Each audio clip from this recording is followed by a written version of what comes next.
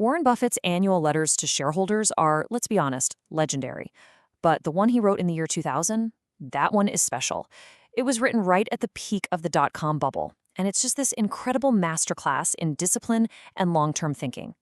Today, we're going to tear it down, not as a history lesson, but as a practical playbook that you can actually use to navigate the markets today. So the letter kicks off with this monster number, 23.6%.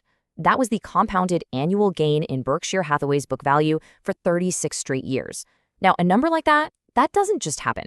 It's not luck. It's not just riding a bull market. It is the direct result of a clear, repeatable process for allocating capital. And that's exactly what we're going to unpack. And this quote just perfectly sets the tone, doesn't it? While the entire market was losing its mind over clicks and eyeballs, Buffett was out there buying companies that make bricks and paint. It's this brilliant, kind of sarcastic, but deeply wise perspective that shows you exactly how they generated that incredible return. It's all about finding real, durable value, usually far away from the spotlight. Okay, so where does it all begin? It starts with how they buy businesses. And their approach? Well, it isn't about complex financial models or hostile takeovers. It's about a discipline so simple, so unwavering, that it actually becomes this massive competitive advantage. Think about that line for a second. We answer the phone. It sounds so passive, so simple, right? But it's actually incredibly profound. What it really means is that their reputation is so powerful that the best deals actually come to them. It means they can be patient. They wait for the perfect pitch instead of swinging at everything, which is the complete opposite of the deal fever that grips most of Wall Street. And this is the filter. This three-step checklist is the absolute core of their discipline, and it is non-negotiable. First, can we actually understand how it makes money? Is it within our circle of competence? Second, who's running the show? Buffett always says he buys managers as much as he buys businesses. And third, the price has to make sense. It's that simple. This is the bedrock of everything they do. And you can see this isn't just theory. Look at the businesses they bought that year.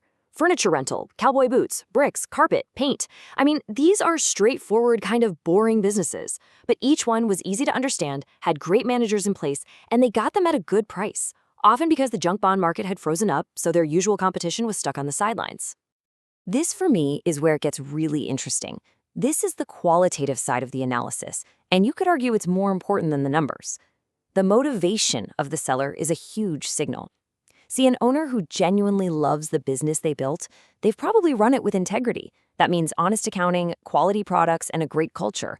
For Buffett, that emotional equity is just as valuable as the financial equity. So this focus creates this incredible strategic advantage. You get a tale of two buyers. On one side, you have Berkshire offering a permanent home. On the other side, you have the typical auction process, where a business is sold to the highest bidder, usually a private equity shop that's just going to load it with debt and flip it in 5 years. This makes Berkshire the buyer of choice for a very specific, very high-quality type of business owner, one who cares about their legacy. Okay, so we've seen how they buy companies, but what's the fuel for all of this? Where does the money come from?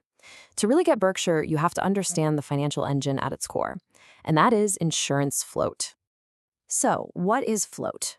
In the simplest terms, it's other people's money that Berkshire gets to invest for its own profit. See, with insurance, you collect the premiums up front, but you don't pay out claims until much, much later. That pile of cash you're holding in the meantime, that's float. And for Berkshire, it's become this enormous, often negative cost, pool of capital to fuel their acquisition engine. And the scale of this engine, it's just staggering. I mean, look at this growth curve. It goes from $20 million in 1967 to almost $28 billion by the year 2000. This isn't just leverage. It's a massive, self-perpetuating flywheel that lets them buy more and more income-producing businesses. Now, you might be thinking, is this capital really free? And the answer is, not always.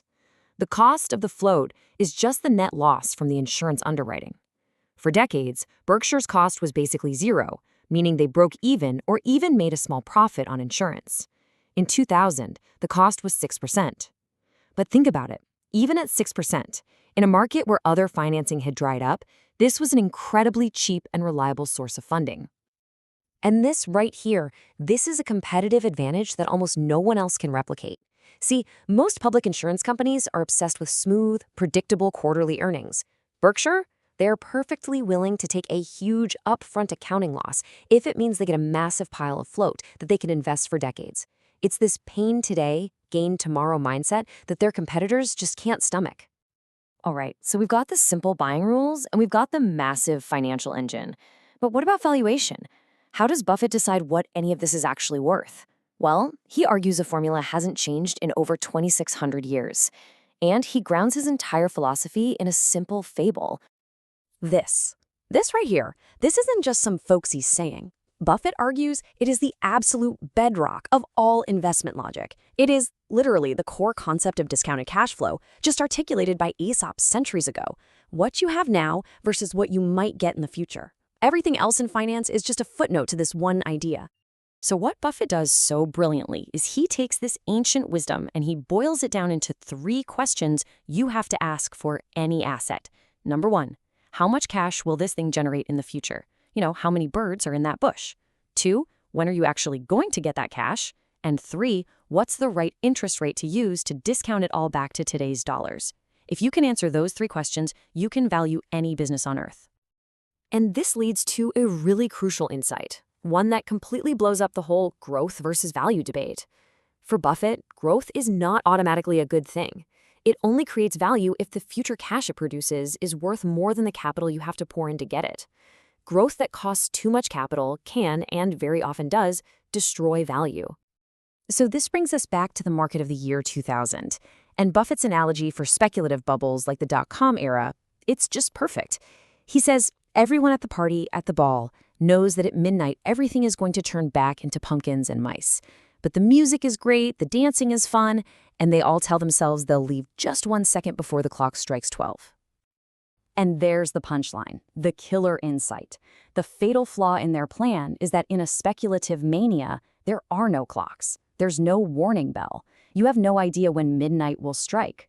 And that impossibility of timing the exit, that's exactly why Buffett refuses to even go to the party in the first place. So when you put all of these pieces together, the simple buying criteria, the long-term capital from float, and this timeless valuation formula, it all points to one single foundational concept. You have to think and act like a true business owner, not like a temporary stock picker. And if you're a true owner, you demand honesty, candor. These are Buffett's rules for communicating with his shareholder partners. It's simple. Treat them the way you'd want to be treated. No glossy photos, no corporate jargon. He famously says EBITDA makes us shudder because it pretends that capital expenditures, a very real cash cost, don't exist. He wants the economic reality, in plain English, straight from the CEO. I love this quote. It's so witty and so painfully true, right? When things go wrong, failures just seem to magically appear out of nowhere and no one is to blame. Buffett does the complete opposite. In this very letter, he walks through his own huge multi-hundred-million-dollar mistake in buying Dexter shoes, and he analyzes exactly what he did wrong. That kind of honesty, that is the ultimate sign of an owner's mindset. And so, that's what it all comes down to. That's the question the letter leaves us with. In a world completely obsessed with the next hot trend with quarterly predictions, what's the real durable value of sticking to a simple formula that's been around for millennia? This letter is a powerful reminder that maybe the greatest competitive advantage isn't some complex new algorithm, but just the discipline to stick with what has always worked.